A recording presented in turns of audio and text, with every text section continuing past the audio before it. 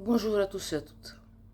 Voilà, me revoilà pour vous parler encore de la situation du Vatican. Euh, Malheureusement, pour sa santé, Bergoglio il a dû être hospitalisé et je lui souhaite une bonne guérison parce que même s'il n'est pas le pape, on ne souhaite pas du mal à personne.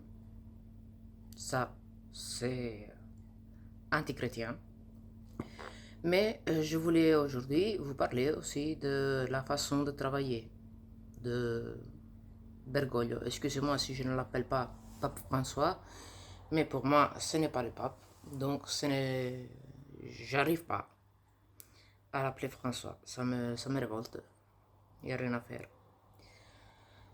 Donc, alors, je vais commencer avec une visite qui a été faite au Vatican par l'acteur euh, Roberto Benigni. Je pense que tout le monde connaît Roberto Benigni par les films qu'il a fait. Et, euh, et quand il a été rencontré le pape François, ben, tous les deux, ils ont commencé à faire euh, des, euh, allez, à rigoler entre eux sur Saint François, en l'offensant et en se moquant de lui.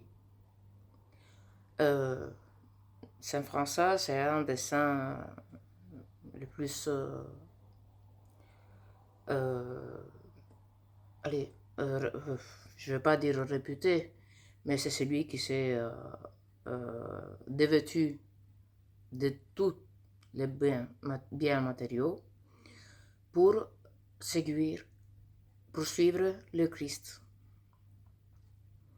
dans la pauvreté, dans la chasteté, et a créé donc la communauté de Saint François, euh, dont un des plus grands membres qu'on connaît, un saint de notre temps, on peut dire, c'est Saint Pio de Pietrelcina. Et, euh, et déjà, se moquer du saint dont il a pris le nom, ça fait venir la chair de poule parce que les saints, ils méritent tout notre respect et notre vénération parce qu'ils ont eu une vie vraiment euh, difficile. Ils ont été euh, martyrs, on va dire, parce qu'ils ont porté très souvent les plaies du Christ. Et donc se moquer du saint dont il a pris le nom pour être pape, entre guillemets, déjà ça me semble très irrespectueux pour la religion, des un. De deux, il, euh, il n'arrête pas avec ses excommunications, excusez-moi pour le français, mais ma langue maternelle est l'italien, et donc c'est un peu difficile.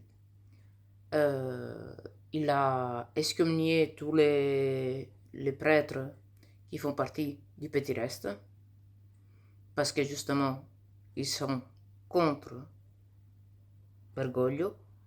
Ils, ils disent la vérité, donc que Bergoglio n'est pas le pape par le droit canonique de l'Église. Et donc, lui, il travaille comme ça. Il excommunie tous ceux qui essayent de se mettre sur son passage.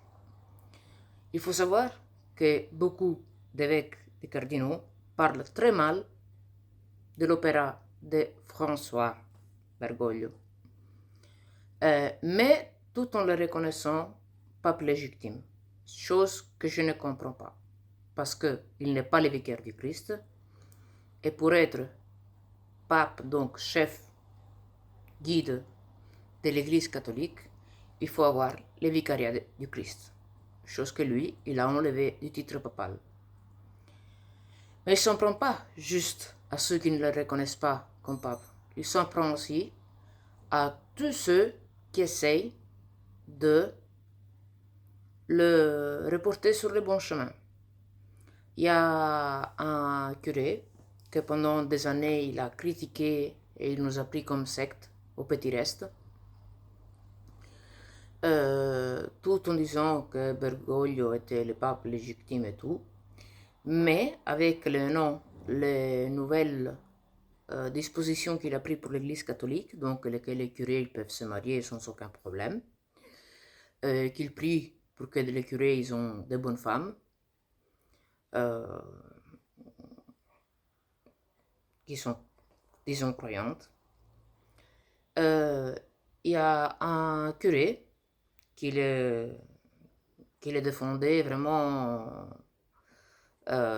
d'une façon incroyable, qui a levé des doutes et qui lui a écrit que ça ne pouvait pas continuer comme ça, parce qu'il n'était plus en train de suivre la loi de notre Seigneur, du Dieu Tout-Puissant, mais qu'il est en train de prendre des voies qui ne sont pas du tout chrétiennes.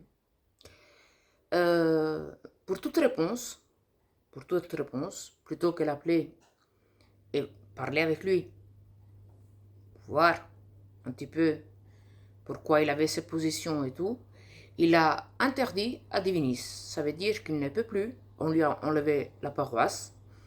Il ne peut plus dire messe dans les églises catholiques. Il ne peut plus confesser les gens. Et ça, même en le reconnaissant comme pape légitime. Donc, voilà, c'est pour vous dire la miséricorde de Bergoglio, à quel point elle va.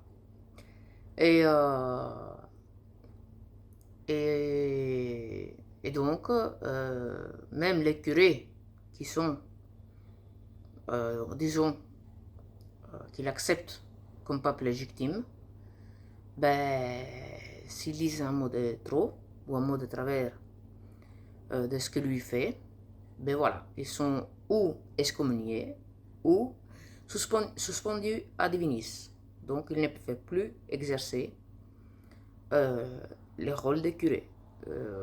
Ils ne perdent pas l'habit euh, euh, allez, la tunique, il reste curé, mais il ne peut plus pratiquer.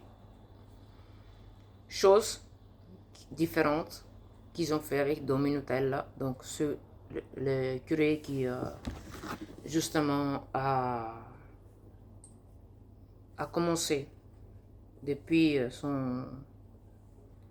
depuis le 2017 à dire la vérité près la main. Ça, c'est, je ne sais pas si vous le voyez dans Minutella, à côté de la photo du pape Benoît XVI. Et lui, il a carrément été réduit à l'état légal. Donc ça veut dire qu'il n'est plus un curé pour la fausse église. Alors, pas seulement l'église de Bergoglio, elle est idolâtre. Parce que, comme je vous ai déjà dit, il n'a pas, enfin, n'a pas obéi au premier commandement, tu n'auras pas d'autre Dieu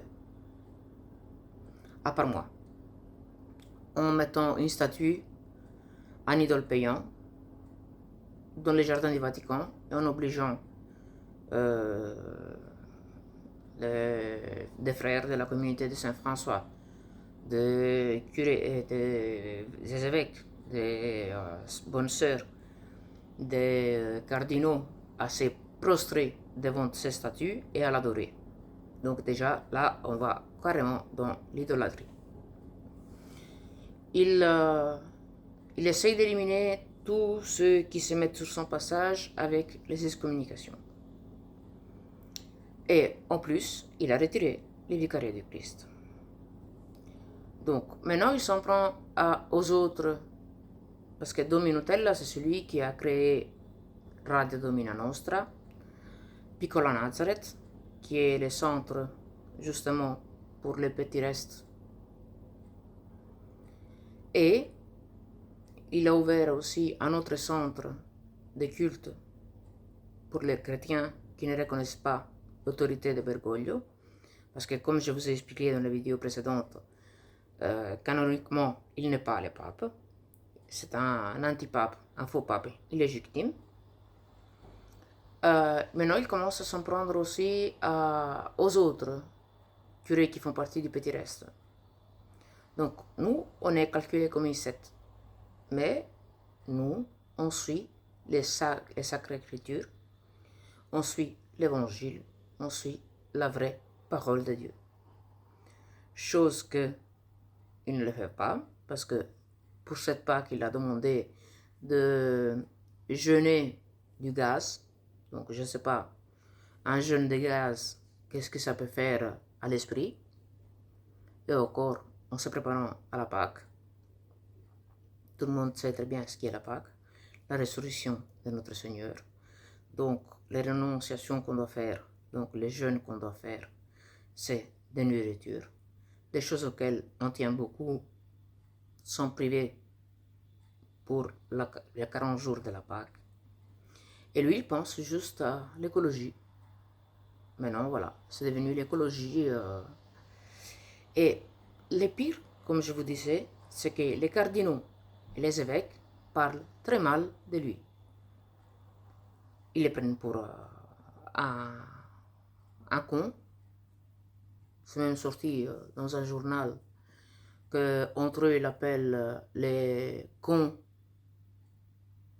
qui règnent avec gloire, mais les cons. Et on ne parle pas comme ça du pape. Si on le retient légitime, on ne peut pas se permettre de parler mal du vicaire de Christ. Bien sûr, vicaire de Christ, il ne l'est plus, parce que, comme je vous ai dit il y a un an, il a retiré ce titre du titre de pape. Donc, il a vidé les titres du pape de son essence même, donc successeur de Pierre, de Saint-Pierre. Et il continue dans sa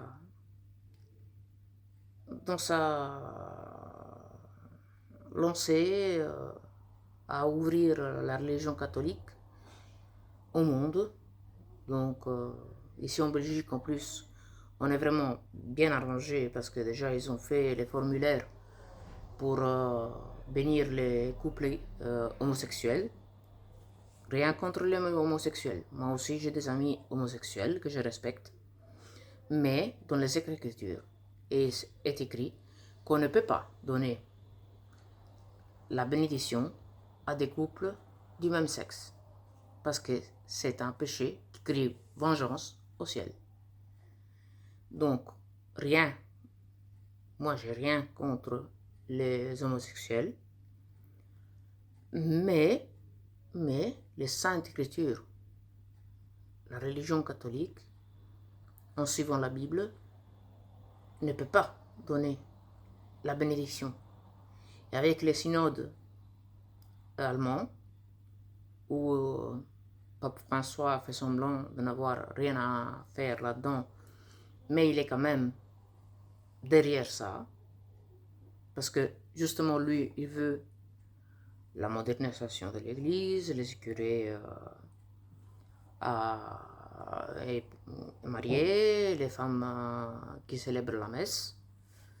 Déjà, il y a des femmes qui font l'homélie à la place du prêtre. Donc, on est vraiment dans une confusion totale. Et pas tout le monde sait qu'il a renoncé déjà au vicariat de Christ. Et pas tout le monde sait qu'il n'est pas le pape. Que le pape est resté Benoît XVI jusqu'à la fin de ses jours. Et que le Monius, donc l'investiture papale divine, l'a gardé jusqu'à la fin de ses jours. Et quand il s'est présenté à Dieu Tout-Puissant, il lui a remis le Monius. Donc, on est dans une église catholique qui est avec un siège vacant, mais empêché par la maçonnerie. Et déjà, Padre Pio, il le disait très bien, dont au père Gabriel Amort, le plus grand exorciste de notre époque, que bientôt une fausse église serait venue commander le monde avec un faux pape, justement, au sein du Vatican. Et donc, je me demande comment les prêtres, les évêques, les cardinaux peuvent en parler aussi mal, mais tout en sachant qu'il n'est pas le pape, ils ne le disent pas ouvertement. Ça, c'est parce qu'ils ont peur, justement, des sanctions de Bergoglio, parce que Bergoglio, c'est un dictateur. C'est un dictateur. Lui, il n'a plus aucun droit sur la religion catholique, en ayant éliminé déjà les vicariats du Christ et en étant un pape illégitime. Tout ce qu'il a fait jusqu'à maintenant est nul. Même les cardinaux qu'il a ordonnés ne sont pas de vrais cardinaux. Et les problèmes qui se posent maintenant, qu'il n'est pas bien, c'est que si on élit un conclave, s'il se démet, s'il donne de l'émission, déjà, je ne sais pas à quoi il doit se démettre vu qu'il n'est pas le pape, mais en donnant ces démissions, s'il se sent plus capable de gérer sa dictature, on va se trouver avec quelqu'un pire que lui, parce qu'il a mis des cardinaux qui la pensent comme lui, qui ont les mêmes propos, et qui vont perpétuer son ministère, mais sans l'assistance divine, parce qu'il y a dans les papes, dans les papes, il n'y a plus l'assistance du Saint-Esprit. Donc, moi, je voudrais vous renvoyer pour, si vous voulez mieux comprendre la situation, à ce livre, qui est aussi en français, en e-book, Code Ratzinger, de Andrea Cionci. Andrea Cionci, c'est un journaliste, historique de l'art, écrivain, qui a pendant 2 ans et demi travaillé pour la vérité, pour découvrir la vérité. Donc il a étudié les droits canoniques. Et justement, dans les droits canoniques, au paragraphe 3.2.2, ils disent que pour que le pape soit abdicataire, il doit remettre les munus, chose que bien sûr Benoît XVI n'a pas fait.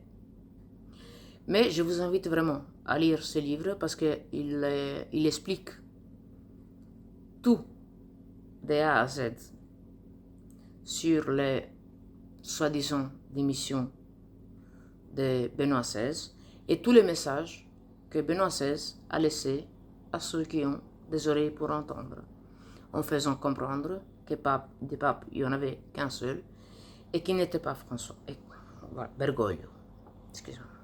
Ouais. Dire François, surtout après qu'il se moquait de lui en rigolant comme si c'était une foire de cirque. Voilà. Donc ça, c'est un code. Moi, je l'ai en italien, bien sûr, parce que c'est ma langue maternelle. Mais vous pouvez le trouver au prix de 4 € en e-book. Et donc là, vous verrez plein de messages que le pape Benoît XVI a laissé à tout le monde pour faire comprendre qu'il était en siège en péché. Déjà le fait qu'il continue à s'habiller en blanc, qu'il n'a pas renoncé à son nom papal, au fait que les papes émérites, ça n'existe pas, ça n'a jamais existé dans les droits canoniques, et que émérite, descend d'un verbe latin qui veut dire celui qui est digne d'être, celui qui a le droit d'être pape, dans ce cas.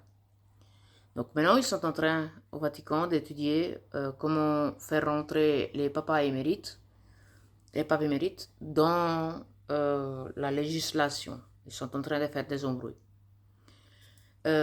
Lui, donc Andrea Cionci, cet journaliste qui a travaillé pendant 2 ans et demi gratuitement juste pour la vérité et qui a payé sur sa chair parce que beaucoup de journaux n'ont plus collaboré avec lui. Ils l'ont licencié. Mais il porte avant, il n'a pas peur de dire la vérité. Et il dit très bien, il explique très bien pourquoi Bergoglio n'est pas le pape. Donc je vous invite vraiment, vraiment à acheter ce livre. En français, il y a en e-book, il n'y a pas en version cartacée. Et ça coûte pas cher, ça coûte 4 euros, 3,99 €. Mais là, vous trouverez énormément de choses qui font comprendre quelle est la vérité. Donc, voilà. Je souhaite une bonne guérison à Bergoglio, parce que du mal, on ne le souhaite pas, même pas au pire ennemi. Mais, maintenant avec sa maladie, s'il n'y a pas une vérification sur la Magno Question, donc cet problème juridique au Vatican, on va se retrouver avec encore un antipape qui risque de ruiner encore plus le peu qui reste de la religion catholique. Je voulais aussi vous dire que dans la religion catholique, pour le moment, on est divisé en 4 groupes. Donc il y a les petits restes, qui restaient fidèles à Benoît XVI et on attend son successeur légitime. Il y a ceux qui pensent que le siège est vacant depuis le pape Pio XII, si je ne me trompe pas. Donc que tous les papes après Pio XII, c'est des antipapes.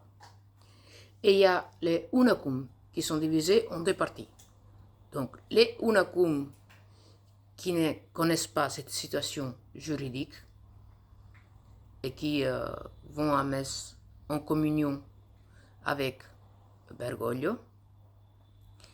Et il y a encore une sorte d'unacum qui savent très bien la vérité, que Bergoglio n'est pas le pape, mais qui continuent, juste par peur de perdre leur état, donc des cardinals, d'évêques, avec des excommunications ou des réductions à l'état laical, et que, même s'ils savent que Bergoglio n'est pas le pape, les critiquent de façon pas possible. Ils en disent de toutes les couleurs sur lui. Je vous dis, même dans un article sorti, que Bergoglio c'est un crétin qui règne avec gloire, parce qu'il règne avec les marteaux de fer, comme dans une dictature, mais qui continue, même en sachant qu'il n'est pas le pape, à célébrer la messe avec lui. Et cela, c'est le pire. Cela, c'est le pire parce qu'ils connaissent la vérité, mais ils font comme si de rien n'était. Ils les critiquent pour tout ce qu'il fait dans l'Église catholique, dans tout le mal qu'il est en train de faire l'Église catholique, qu'il est en train de la ruiner de l'intérieur, de la faire effondrer de l'intérieur, mais quand même qui disent que c'est le pape. Donc ça, c'est vraiment la pire des parties des catholiques. J'espère que le Saint-Esprit ouvrira leur cœur et leur conscience pour sortir de cette fausse église, parce que maintenant, ce n'est plus l'église de Jésus, mais c'est l'église de Bergoglio, parce qu'en enlevant le vicariat, il a volé l'église à notre Seigneur. C'est une fausse église qui s'est imposée et qui est gouvernée avec les poings de fer, avec les marteaux, donc une dictature. Et voilà, nous, on fait partie du petit reste. Et je voudrais que beaucoup de personnes ouvrent les yeux sur toutes les erreurs et tout ce que de mauvais il est en train d'apporter à l'Église catholique, à notre religion, et qui s'unissent justement au petit reste pour continuer à suivre les sacrées écritures, le Saint Évangile, et à louer un seul Dieu. Un et en trois personnes, Dieu le Père, Jésus le Fils, le Saint-Esprit, unis en un seul corps. Donc, voilà, euh, j'espère que cette vidéo vous a un petit peu éclairé. Je vous rappelle donc le livre de Monsieur Andrea Cionci, ce journaliste qui a beaucoup perdu pour crier la vérité. Et je vous dis, en français, on l'a en e-book et ça ne coûte que 4 euros. Je pense que c'est un prix dérisoire pour connaître la vérité. Et je vous prie, à tous les catholiques qui tiennent encore à la vraie religion catholique, aux Saintes Écritures, qui n'ont pas été changées par Bergoglio, bien sûr, et à notre Seigneur Jésus-Christ, comme unique et seul Dieu dans la Sainte Trinité, à partager le plus possible cette vidéo parce que il faut que tout le monde sache la vérité. Voilà, donc pour aujourd'hui, je vous laisse tranquille. Je vous remercie de m'avoir écouté et je vous salue en vous souhaitant une bonne journée dans le Sacré-Cœur de notre Seigneur Jésus-Christ, dans le cœur immaculé de la Sainte Vierge Marie et dans le chaste cœur de Saint Joseph. Merci et s'il vous plaît, essayez de faire tourner cette vidéo de façon à ce que tout le monde puisse avoir l'occasion de savoir la vérité, ce qui se passe au Vatican. Parce que je vous dis, Bergoglio, il est en train de faire effondre la religion catholique de l'intérieur. Il va porter des modifications qui ne sont pas permises par la Sainte Écriture. Donc vraiment, si vous prenez les Saintes Écritures et vous regardez l'opéra de Bergoglio, il n'y a rien. Il n'y a rien de catholique en lui. J'espère que lui-même, il va se convertir. Et voilà. Donc, je vous souhaite une bonne journée. Je vous remercie. Et bonne journée dans la paix du Seigneur. Merci à tous.